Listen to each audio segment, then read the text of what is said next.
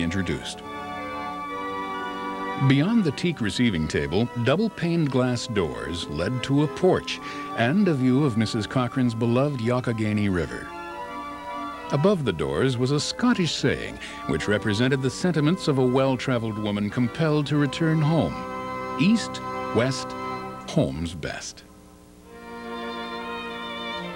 Guests invited for dinner passed from the European-inspired Great Hall to Linden Hall's most American room, the colonial formal dining room. Emulating the dining room at Thomas Jefferson's Monticello, the dining room was oval. From a ceiling of molded plaster hung a sterling silver chandelier. Beneath it was an oval mahogany table, which could seat as many as 30 guests when fully extended. The table matched the Hepplewhite mahogany buffet and server nearby, which were adorned with sterling serving pieces. It must have been a very impressive meal when you dined in that formal dining room. Even went to the fact that the way the table was set, and of course the maids were well versed in how to handle people graciously, and they even had the finger bowls, and they had rose petals in their finger bowls even. So I think to that extent you can see that everything was pretty formal.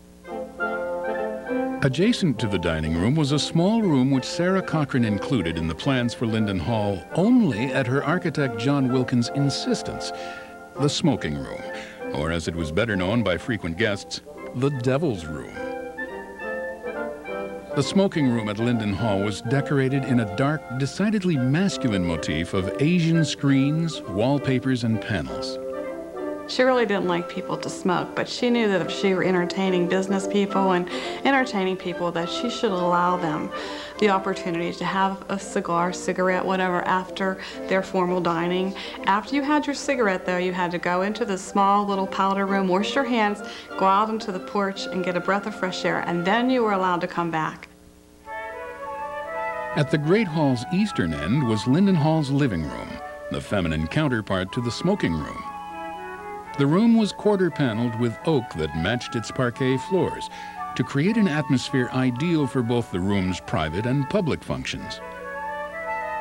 In the living room, Sarah Cochrane's female guests would retire for after-dinner tea or coffee, to lounge on a leather sofa or in overstuffed wingback chairs.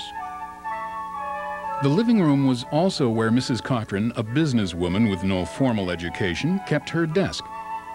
From here, she controlled the interests of more than half a dozen mining and coke companies, expanding her businesses by selling to markets overseas. A deeply religious person, she also kept an upholstered meditation bench in the living room.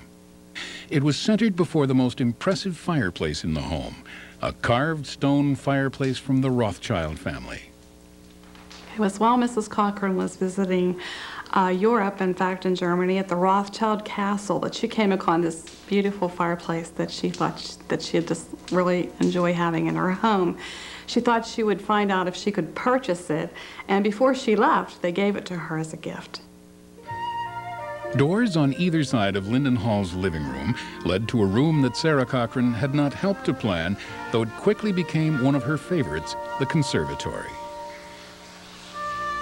A pleasant surprise for the owner, Linden Hall's conservatory